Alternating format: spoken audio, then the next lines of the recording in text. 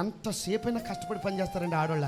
వాళ్ళు ఇంటి పోళ్ళు వచ్చారంటే చెవులు ముక్కులు కోసేసుకుంటారు. అదే కుర్రోడు తడుపోళ్ళు వచ్చారనుకోండి, నీకు పని పాట లేదు, ఎక్కడ చేసేస్తాను నేను, నీకేమైనా అర్థమవుతుందా అంటే ఈ ఓళ్ళు అంటేనేమో బురదలో పడ్డ పందిలాగా ఓ కొట్టేసుకుంటావా.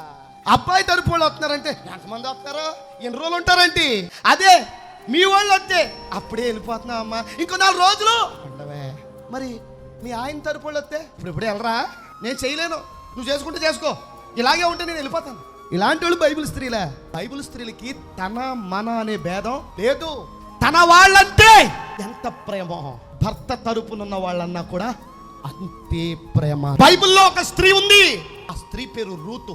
రూతు నయోమికి కోడలయ్యాక రూతు తన ఊరిని మర్చిపోయింది, అమ్మ ఇంటి వారిని మర్చిపోయింది, భర్త ఇంటి వారే తన ఇంటి వారు అనుకుంది, తన అత్తే తన తల్లి అనుకుంది. అది బైబిల్ స్త్రీలకున్న గుణం.